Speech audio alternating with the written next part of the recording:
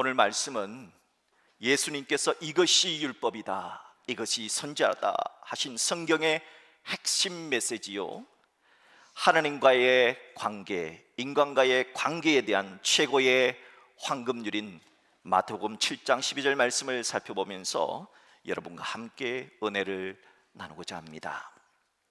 미국의 카네기 공과대학에서 직장인 1만 명을 통해서 설문조사를 했습니다.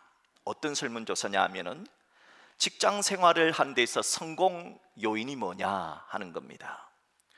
조사 결과는 뜻밖의 결과가 나왔습니다. 사람들이 직장 생활에서 성공하는 요인이 뭐냐? 기술 또는 지능지수 IQ는 15%밖에 되지 않는다는 겁니다.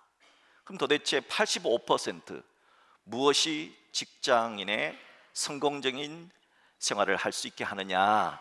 바로 그것은 사람과 사람 사이의 관계다. 인간 관계가 85%에 해당한다 하는 결론을 도출했습니다. 이토록 관계는 소중하고 중요합니다.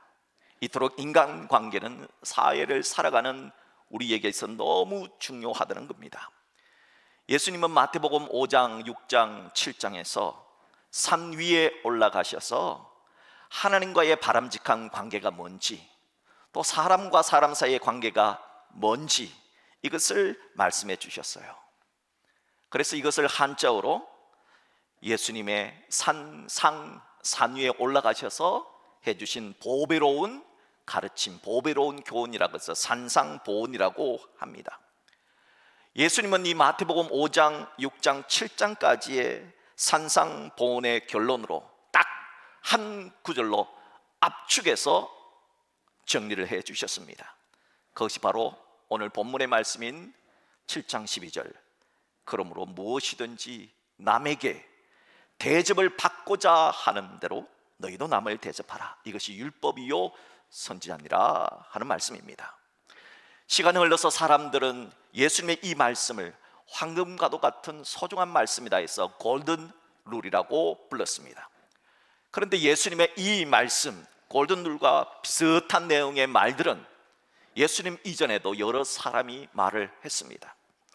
AD 20년경 힐렐이라고 하는 랍비는 어떤 사람으로부터 짧은 시간, 우리로 말하면 한 1분 안에 율법 전체를 가르쳐 주신다면 당신이 믿는 하나님을 나도 믿겠다, 이렇게 질문을 했습니다. 이 질문을 받았던 대학자 랍비 힐렐은 당신에게 해로운 것은 다른 누구에게도 행하지 말라, 이것이 율법이다. 다른 모든 것은 부수적이다 하는 대답을 해 주었다 합니다. 이 말 들은 그 사람은 힐렐의 지혜에 감탄을 했고 그가 바로 힐렐의 제자가 되었다 하는 겁니다. 또 고대 알렉산드리아의 유대인 철학자 필로도 비슷한 말을 했습니다. 내가 원치 않는 것은 그에게 행하지 말아라 하는 겁니다. 철학자 필로나 랍비 힐렐은 분명 예수님과 비슷한 말을 했습니다. 그런데 왜 그분들의 말을 황금률이라 부르지 않고 실버 룰이라고 부를까요? 어떤 이유로 금메달과 은메달, 메달 색깔이 달라지느냐 하는 겁니다. 철학자 필로나 랍비 힐렐의 말은 뭐 하지 말라 하는 부정적이고 소극적인 실천을 강조했습니다. 반면에 예수님의 말씀은 이것을 해라, 하라는 적극적이고 긍정적인 실천을 강조했기 때문입니다. 그래서 예수님의 말씀을 금메달에 해당되는 골든 룰이라고 그렇게 불렀고, 철학자나 랍비의 말은 은메달에 해당되는 실버 룰이라고 부르게 된 것입니다. 무엇보다도 마태복음 7장 12절 말씀을 황금률이라고 부르게 된 가장 중요한 이유는 마태복음 7장 12절 후반절 말씀 때문입니다. 이것이 율법이요 선지자다, 이것이 율법이고 선지자다 하는 말씀 때문입니다.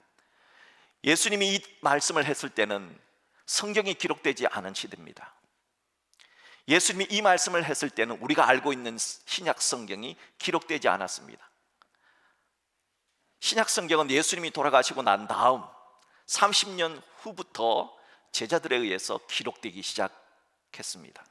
그러니까 예수님께서 살아있을 때 있었던 성경은 오늘날 우리가 구약 성경이라 부르는 그 성경만이 있었던 것이지요. 예수님은 그 당시의 성경을 구약 성경이라고 부르지 않았어요. 구약이라고 하는 말은 신약이 있기 때문에 구약이 있는 것이거든요. 그럼 그 당시에 구약 성경을 뭐라고 불렀느냐? 율법과 선지자라고 불렀습니다. 즉 율법과 선지자다 하는 말씀은 오늘날 구약 성경을 말하는 뜻입니다. 예수님은 오늘 마태복음 12절 요 한 구절을 구약 성경을 압축한 핵심 메시지라는 의미로 이것이 율법이요 이것이 선지자다, 이것이 성경이다, 그렇게 말씀하신 겁니다. 그렇다면 구약 성경을 한 줄로 정리했던, 요약했던 마태복음 7장 12절의 황금률은 우리들이 어떻게 행동하며 살아라 하신 말씀일까요? 그게 두 가지로 말할 수가 있습니다. 첫째로 마태복음 7장 12절의 황금률은 상대방의 입장에 서서 생각하고 행동하라 하는 뜻입니다. 리더십의 대가인 존 맥스웰은 사람들에게는 상대방이 나에게 이렇게 해 주었으면 좋겠다는 5가지 기대를 가지고 살아간다고 그래요. 사람들이 가지고 있는 5가지 기대, 이것을 황금률에 적용을 할 수가 있어요. 첫 번째 기대는 뭐냐? 격려의 기대입니다. 남이 나를 격려해 주었으면 좋겠다 하는 기대를 모든 사람이 가지고 살아간다는 겁니다. 치유 상담의 대가인 정태기 박사의 책에 보면 이런 이야기가 나옵니다. 어머니는 병으로 죽었고 아버지는 그것이 너무 아쉬웠던지 술과 도박에 빠져서 살다가 농약을 먹고 자살을 해버린 그 가정의 한 어린 아이의 이야기가 나옵니다. 이 책에 이 학생은 먹을 게 없어가지고 고구마로 3끼를 아침, 점심, 저녁 감자, 고구마, 감자 이렇게 먹을 정도로 가정 형편이 찢어지게 가난했답니다. 그럼에도 불구하고 어렵게 초등학교를 다니고 있었습니다.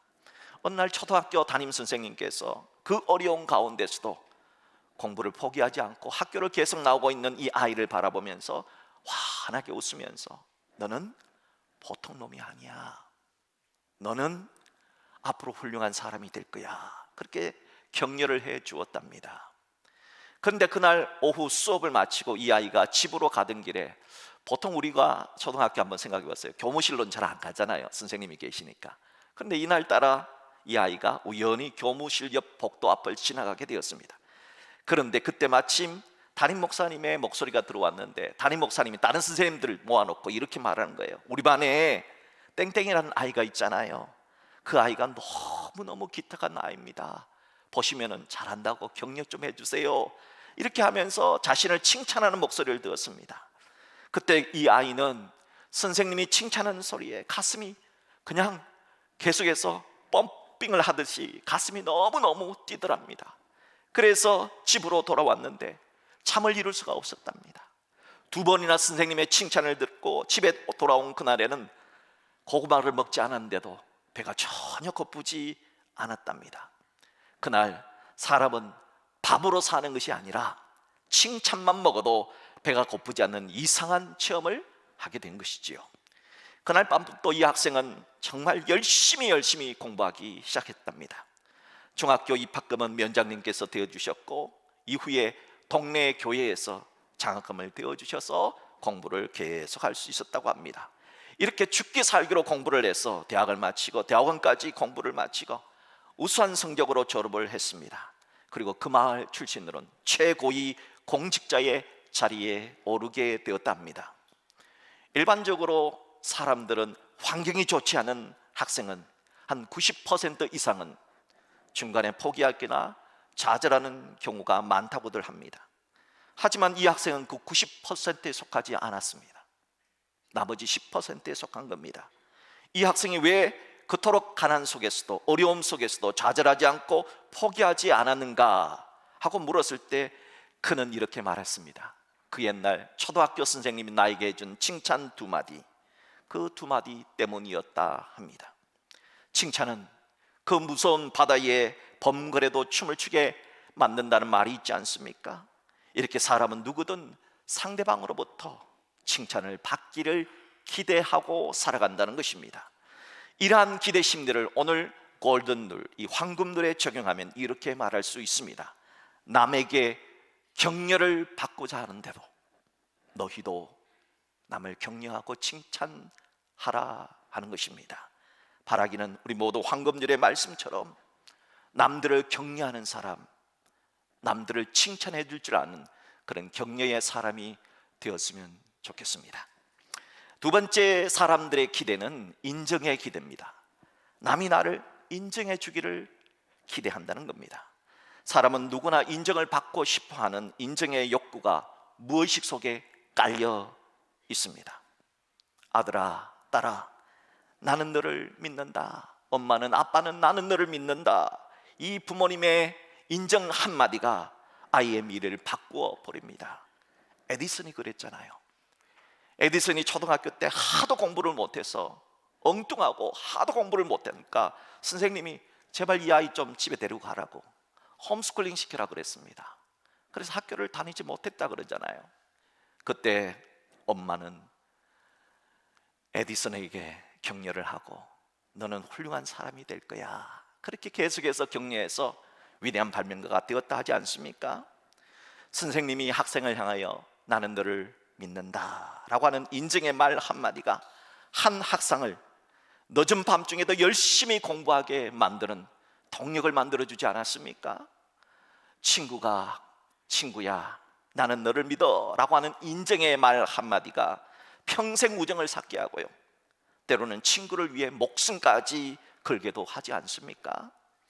사장님이 직원들에게 나는 자네를 믿네 라고 하는 인정의 말 한마디, 어깨를 두드려주는 그 격려의 몸짓이 밤새 철야 작업으로 지친 몸과 마음을 상쾌하게 해주지 않습니까?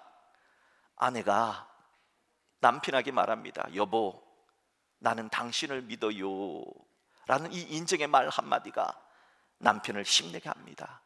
특별히 아들, 딸들이 아빠 힘내세요, 우리가 있잖아요, 그 노래까지 불러주면은 아빠가 그 한마디 말에 정말 보약 몇 첩을 먹은 것 같은 힘이 생기지 않습니까? 이러한 인정의 기대의 심리를 황금률에 적용을 하면은 이렇게 말할 수가 있습니다. 남에게 인정을 받고자 하는 대로 너희도 남을 인정하라 하는 것입니다. 바라기는 예수님의 황금률을 자신에게 적용하십시오. 그리하여서 우리도 인정받고 싶어하는 욕구가 있듯이 우리도 상대방을 인정해주는 그런 인정의 사람이 될 수 있기를 예수님의 이름으로 축복합니다. 세 번째, 사람들이 갖고 있는 기대는 용서의 기대입니다.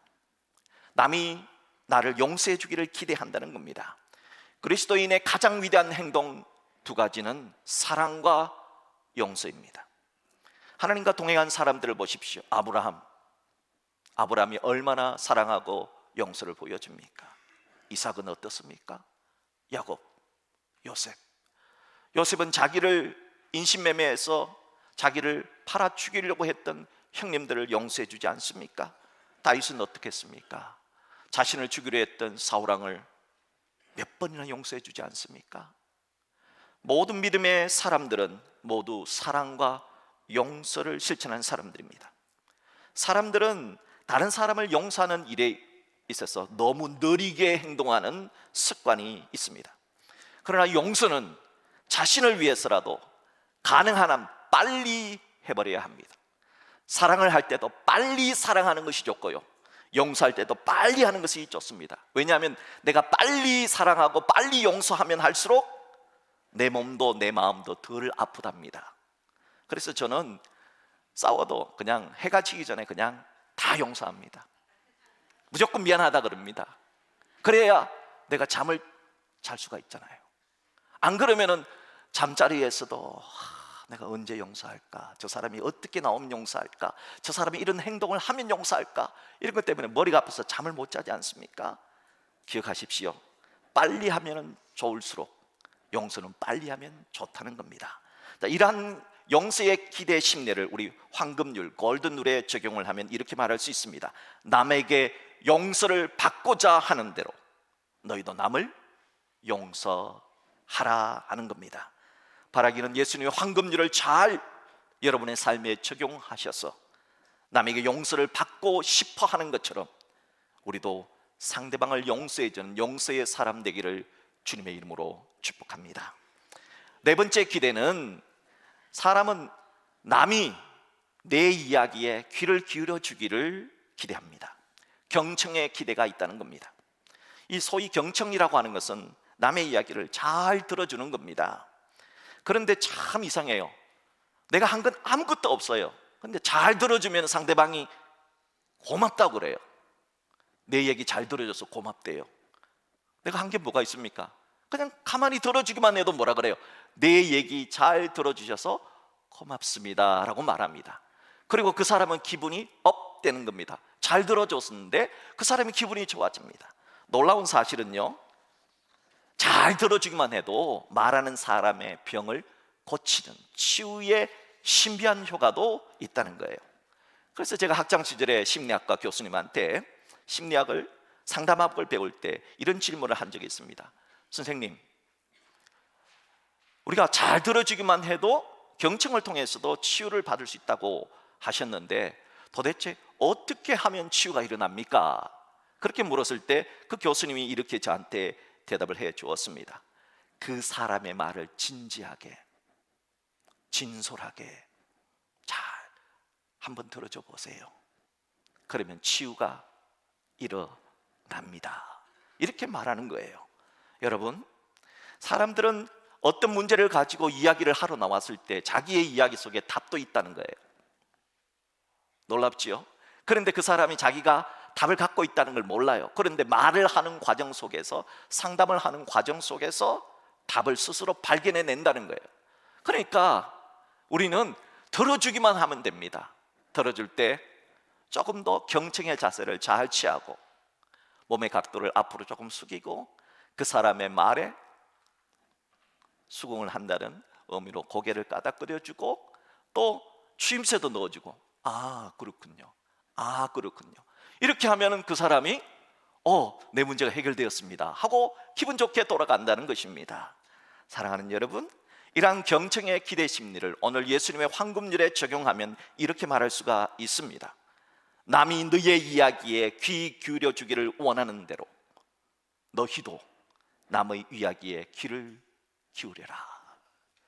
저는 우리 모두가 예수님의 황금률을 잘 적용해서 남의 이야기, 내 이야기도 누군가 잘 들어주면 좋겠다는 그런 기대 심리처럼 우리도 먼저 남의 이야기를 잘 들어주는 그런 경청의 사람이 될 수 있기를 주님의 이름으로 축복합니다. 마지막 이 다섯 번째 기대, 사람은 어떤 기대를 갖고 있느냐? 남이 나를 이해해 주기를 기대한답니다. 이해의 기대감이 있다는 거예요. 사람들은 편 나누기를 참 좋아합니다. 너 여당이야 야당이야, 너 색깔이 뭐야, 너 네 편이야 내 편이야, 편 가르기 참 좋아합니다. 여러분들은 평소 누가 내 편이라고 생각합니까? 또 누가 내 편이 아니다 생각합니까? 내 편은 아무래도 나를 잘 이해해 주는 사람이 내 편입니다. 나를 이해해 주지 못하는 사람을 향해서 뭐라고 그럽니까? 넌 내 편이 아닌 것 같다고 말합니다. 심지어 내 편인 줄 알았는데 내 편 안 드는 사람을 보고 이렇게 말합니다. 적과의 동침이라고. 악원인 줄 알았더니 너 적군이네, 이런 뜻입니다. 사람은 대부분 자신을 이해해 주는 사람을 가까이 하고 싶어하고 또 그 사람과 함께 있고 싶어하는 기대감을 가지고 있습니다. 이러한 이해의 기대 심리를 오늘 골든룰에 적용하면 이렇게 말할 수가 있습니다. 남이 너를 이해해 주기를 원하는 대로 너희도 남을 이해해 주라 하는 겁니다. 바라기는 우리 모두가 예수 그리스도를 믿는 사람으로서 주님이 우리를 이해해 주듯이 또 남이 나를 이해해 주기를 바라듯이 우리도 남을 이해해 주는 그런 이해의 사람이 될 수 있기를 주님의 이름으로 축복합니다. 만약 사람들이 이렇게 상대방의 입장에 있어서 이해해 주고 경청해 주고 용서해 주고 인정해 주고 격려할 수만 있다면 이 세상의 악순환은 언젠가 아름다운 선순환으로 전환되어질 수 있게 될 겁니다. 이것이 골든룰, 황금률입니다. 이제 예수님이 말씀하시는 구약 성경의 핵심인 황금률이 우리들에게 원하는 행동, 둘째가 뭐냐? 둘째는 마태복음 7장 12절의 황금률은 내가 먼저 선수를 치는 겁니다. 내가 먼저 행동하기입니다. 예수님이 말씀하신 황금률은 순서가 중요합니다. 상대방보다 내가 먼저 선수를 치라는 겁니다. 선수적인 행동을 해야 한다는 겁니다. 남이 먼저 나에게 격려해주고 인정해주고 용서해주고 경청해주고 이해한 다음에 그때 내가 반응하는 것은 사실상 그렇게 빛나지가 않습니다. 왜냐하면 그것은 내 마음 깊은 곳에서 우러나오는 것이 아니라 상대방이 내게 베푼 호의에 대한 의무감으로 별로 내키지 않는 거칠의 행동이 될 수 있기 때문입니다. 그러므로 그리스도인의 인간관계는 남에게 대접을 받고자 하는 대로 내가 먼저 남을 대접하는 겁니다. 복음성가 가운데 오늘 나는이라고 하는 제목의 찬양이 있습니다. 이 노래의 작사 작곡가는 최영덕 집사 있는데요, 이 최영덕 집사가 교회에서 신앙생활을 할 때 친구 집사와 아주 사소한 일 때문에 말다툼을 하게 되었다고 합니다. 그 말다툼으로 인해서 이 최영덕 집사와 그 친구 집사 사이에 관계가 점점 멀어지게 되었습니다. 최영덕 집사는 내가 지보다 이 교회에 먼저 나왔고 내가 저를 전도했는데 나한테 이럴 수가 있냐 하면서 그 친구에 대해서 아주 섭섭한 마음이 있었답니다. 그런데 그 친구 역시 최영덕 집사가 나보다 먼저 예수 믿었고 최영덕 집사가 나를 전도했는데 저렇게 옹졸할 수가 있을까 하면서 마음을 닫아 버렸답니다. 그러기를 몇 달째 최 집사는 이래서는 안 되겠는데 내가 먼저 마음을 열어 사과해야지라는 생각은 들었지만은 먼저 용서하고 먼저 사과하려니까 친구를 보니까 나도 모르게 내 몸이 돌아가는 거예요. 내 눈이 돌아가는 거예요. 표정이 굳어지는 거예요. 그 친구를 피해버리는 겁니다. 그런데 어느 날 그 친구가 먼저 최영덕 집사에게 손을 내밀고는 먼저 용서를 구해왔답니다. 둘은 서로를 꼭 끌어안고 숨이 막힐 듯 상대편 심장이 뛰는 소리를 들으며 오래도록 포옹을 했습니다. 그렇게 해서 둘의 관계는 다시 옛날처럼 화목하게 돌아갔습니다. 그런데 한 달 후에 먼저 화해를 청해왔던 그 친구가 갑작스럽게 교통사고로 즉사하고 말았습니다. 충격을 받았죠. 친구의 장례식을 치르고 난 얼마 후에 친구 집사의 부인이 유품을 정리를 하다가 일기장을 하나 발견했는데 이 일기장의 내용은 꼭 최영덕 집사가 읽었으면 좋겠다 해서 이 일기장을 보여줬어요. 이 일기장에는 이런 글이 적혀 있었습니다. 내가 예수님 다음으로 존경하는 사람은 최영덕 집사다. 왜냐하면 그는 나를 교회로 전도하여 예수를 믿게 하였고 또 나에게 용서와 사랑을 가르쳐 믿음을 강하게 해준 사람이기 때문이다. 이 일기를 읽은 최영덕 집사는 마치 방망이로 머리를 쾅 얻어맞은 같은 충격을 받았습니다. 내가 먼저 예수를 믿었고 내가 복음을 전했는데 왜 내가 먼저 용서를 구하지 못했던가. 그는 몸부림치며 흐느껴 울면서 고인이 된 그 친구를 생각하면서 한편의 기도시를 썼습니다. 그 시에 곡을 붙인 노래가 바로 오늘 결단의 찬양으로 부르게 될 오늘 나는이라는 복음성가입니다. 가사는 이렇습니다. 내가 먼저 손 내밀지 못하고 내가 먼저 용서하지 못하고 내가 먼저 웃음 주지 못하고 이렇게 머뭇거리고 있네. 그가 먼저 손 내밀기 원했고 그가 먼저 용서하길 원했고 그가 먼저 웃음 주길 원했네. 나는 어찌 된 사람인가. 오 강교한 나의 입술이요, 오 더러운 나의 마음이요, 왜 나의 입은 사랑을 말하면서 왜 나의 마음은 화해를 말하면서 왜 내가 먼저 져줄 수 없는가, 왜 내가 먼저 손해볼 수 없는가. 오늘 나는 주님 앞에서 몸둘 바 모르고 이렇게 허느끼며 서 있네. 어찌할 수 없는 이 마음을 주님께 맡긴 채로.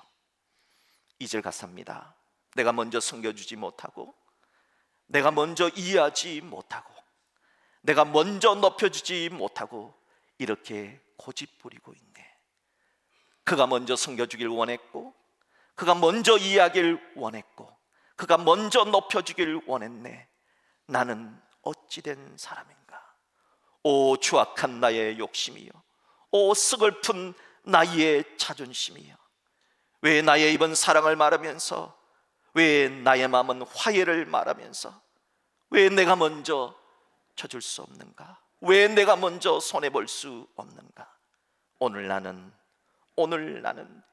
주님 앞에서 몸둘 바 모르고 이렇게 허느끼며 서 있네. 어찌할 수 없는 이 마음을 주님께 맡긴 채로. 사랑하는 성도 여러분, 왜 우리들이 먼저 황금률을 실천하는 자가 되어야 할까요? 왜 내가 먼저 이해하고, 왜 내가 먼저 손해보고, 왜 내가 먼저 사랑하고, 왜 내가 먼저 용서를 베풀어야 할까요? 우리는 예수님의 사랑에 빚진 자이기 때문입니다. 로마서 1장 14절 말씀에서 사도 바울이 헬라인이나 야만인이나 지혜 있나 어리석은 자에게 다 내가 빚진 자라 고백했던 것처럼 우리는 예수님께 빚을 졌습니다. 우리가 예수를 믿은 것 딱 하나 때문에 지금 죽어도 천국 갈 수 있게 된 우리 모두는 주님의 위대하신 사랑에 빚을 지고 살아가고 있습니다.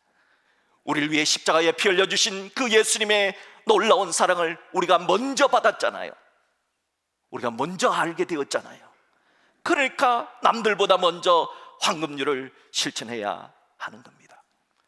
사실 우리 모두는 이 세상에 태어날 때 옷 한 벌 거치지 않고 발가벗고 태어났잖아요. 빈손으로 나왔지 않습니까?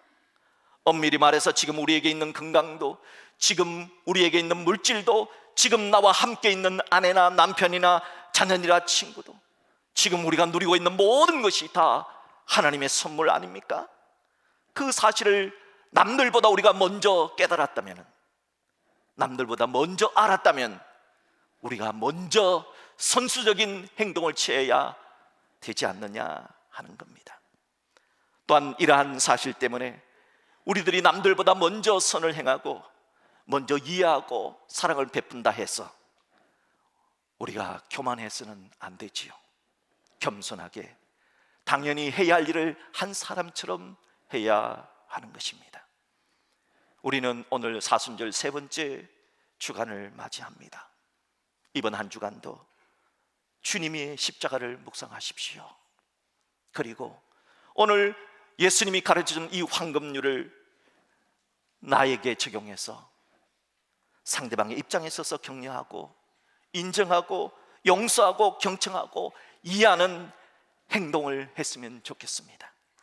그리고 이왕 할 행동이라면 남보다 내가 먼저 선수적인 행동하는 황금률을 실천해서 우리 인생의 은메달이 아니고, 우리 인생이 동메달이 아니고 오늘 황금률을 실천한 자에게 주는 것처럼 황금메달, 금메달 같은 인생이 다 될 수 있기를 예수 그리스도의 이름으로 축복합니다.